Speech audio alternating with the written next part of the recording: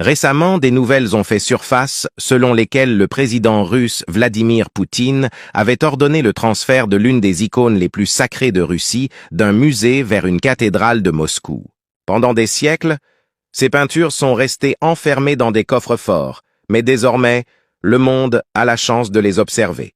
Cela change fondamentalement notre compréhension de Jésus, de sa mère et de ses disciples. Ce que vous allez découvrir bientôt. Nous sommes très ravis de vous retrouver dans cette nouvelle vidéo. Si vous êtes nouveau à la chaîne, n'hésitez pas de vous abonner et d'activer la cloche de notification pour ne rien manquer de nos prochaines publications. Avant de savoir plus des révélations sur la couleur de la peau de notre Seigneur Jésus-Christ, suivez en premier le discours émouvant du président Vladimir Poutine concernant sa découverte. Mesdames et messieurs, chers frères et sœurs russes, aujourd'hui, j'ai une très grande annonce à révéler au monde entier. Le moment est venu pour réfléchir sur la couleur de Jésus-Christ. Nous ne faisons pas juste ça pour nous les Russes, mais pour le monde entier. Nous avons fait une découverte incroyable, qui a été cachée depuis des siècles dans l'ombre, qui aujourd'hui apparaît à la surface. Nous avions ouvert un truc que nous décrivons comme une des plus vieilles petites coffrets métalliques connues jusqu'à ce jour. Qu'avons-nous découvert dans cette vieille coffret métallique va vous démontrer certaines histoires montées de toutes pièces dans le christianisme. Et nous ne faisons pas que pour nous, mais pour notre nation, et pour notre patrie, et pour le monde entier. Et nous allons vous le démontrer dans cette coffret métallique. Nous avons découvert des figures, des proportions bibliques, une personne qui est déjà connue des grands publics et qui a été lue par de nombreuses personnes. L'histoire de cette personne qui a été cachée du grand public sera aujourd'hui révélée. Révéler une vérité aussi profonde que le fond de l'iceberg. Ils sont tous et toutes noirs, et voici les preuves, cette vérité est indéniable et a déjà été prouvée auparavant, ce qui contredit nos croyances modernes par rapport au fait que Jésus était blanc. Mais en témoignage de la diversité et de l'unité que la foi incarne en tant que président, ne voyez pas ce moment comme un défi à nos croyances, mais comme une opportunité d'accepter les anciennes connaissances culturelles. Une compréhension plus inclusive de notre histoire et de notre spiritualité. Comme la Russie est très riche en culture, traditions et croyances d'autrui. La Russie est dans une position unique pour conduire le monde vers cette nouvelle ère de compréhension de croyances biodiversité culturelle. À partir d'aujourd'hui, laissons notre nation proclamer et révéler Jésus noir. Une personne qui ne représente pas seulement la pierre angulaire de la foi chrétienne, mais aussi un symbole de valeurs universelles, d'amour et de passion et de paix. Dites-nous dans le commentaire comment avez-vous trouvé ce discours du président russe Vladimir Poutine. Si le Christ Seigneur transcende les couleurs de peau et les divisions raciales, le Jésus blanc a de réelles révélations. Selon toute vraisemblance, si vous fermez les yeux et imaginez Jésus, vous imaginerez sûrement un homme blanc. Sans le vouloir ni l'avoir vraiment conscientisé, beaucoup d'entre nous sont devenus disciples d'un Jésus blanc.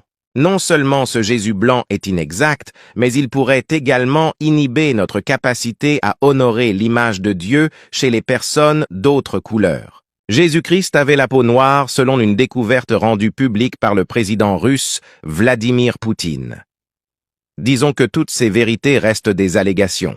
Pour en revenir à l'histoire originelle, en l'occurrence Adam et Ève, force est de constater que l'Afrique noire est considérée depuis toujours par les scientifiques comme le berceau de l'humanité. Dès lors, la conclusion la plus logique s'impose. Le premier homme, Adam, et la première femme, Ève, étaient bien des Noirs africains? L'origine ethnique et l'apparence de Jésus sont débattues pour divers motifs depuis le début du christianisme. Bien que le Nouveau Testament ne donne aucune description de l'aspect physique de Jésus avant sa mort et que son récit ne mentionne généralement pas de traits ethniques. Pourtant, Jésus est né à Bethléem en Judée, actuelle Cisjordanie. Les représentations de Jésus en homme blanc, avec des traits européens et des cheveux lisses, ne semblent donc pas concordantes et seraient donc plutôt une intégration culturelle. Jésus serait alors oriental puisqu'il semble également qu'il parlait araméen, commune à l'époque palestinienne, une langue que de nos jours on parle notamment en Syrie. Malgré l'absence de mention précise de la Bible et de l'histoire à cet effet, diverses théories sur l'ethnie de Jésus ont été avancées et débattues depuis le siècle. Au Moyen Âge, plusieurs documents, généralement d'origine inconnue ou douteuse, circulaient et donnaient des détails sur l'apparence de Jésus. Ils sont maintenant considérés pour la plupart comme des faux. Alors que bien des gens se sont fait une image mentale fixe de Jésus à partir de ses représentations artistiques, ces dernières se conforment souvent à des stéréotypes qui reposent non pas sur des recherches sérieuses sur le personnage historique, mais plutôt sur des interprétations indirectes de sources fausses. Au XIXe siècle, on avança des théories selon lesquelles Jésus était européen et notamment arien, alors que selon d'autres, il descendait d'Africains noirs. Cependant, comme dans d'autres attributions d'une ethnie au personnage biblique, ces assertions ont été pour la plupart subjectives, fondées sur des stéréotypes culturels et l'évolution de la société plutôt que sur une analyse scientifique. Dans la Bible entière, le Nouveau Testament ne donne aucune description de l'aspect physique de Jésus avant sa mort. Son récit ne mentionne généralement pas les caractères ethniques des personnes. Il est dit cependant qu'il n'avait pas des cheveux longs comme on le voit sur la plupart des dites représentations, comme dans le premier livre de Corinthiens chapitre 11 verset 14. La nature elle-même ne vous enseigne-t-elle pas que c'est une honte pour l'homme de porter de longs cheveux?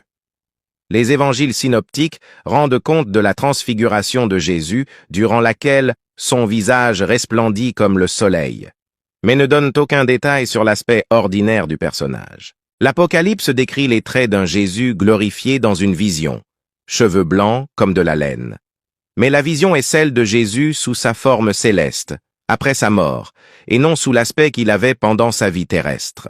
Les mentions de l'Ancien Testament sur la venue d'un ou plusieurs Messies, que les chrétiens considèrent être Jésus, ont servi à émettre des conjectures sur l'apparence de Jésus. Par exemple, dans le livre d'Isaïe 53:2 dit « Dans le cadre d'une description de violence et de mise à mort, du prochain Messie qu'il n'avait ni forme ni beauté pour attirer nos regards, ni apparence pour exciter notre amour, et le psaume 45, versets 2 et 3, dit « Plus beau que les fils des hommes » où l'on a souvent vu une description de son physique. Cependant, en rappellent plusieurs scientifiques et serviteurs de Dieu entre autres, la prophétesse congolaise Kimpa Vita, au tout début du XVIIIe siècle, clamait que Jésus et la Vierge Marie étaient noirs.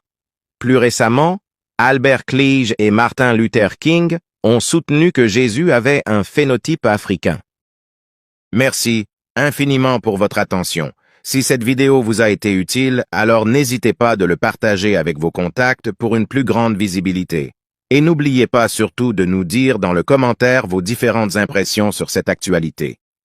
On vous dit à la prochaine publication et restez connectés sur notre chaîne.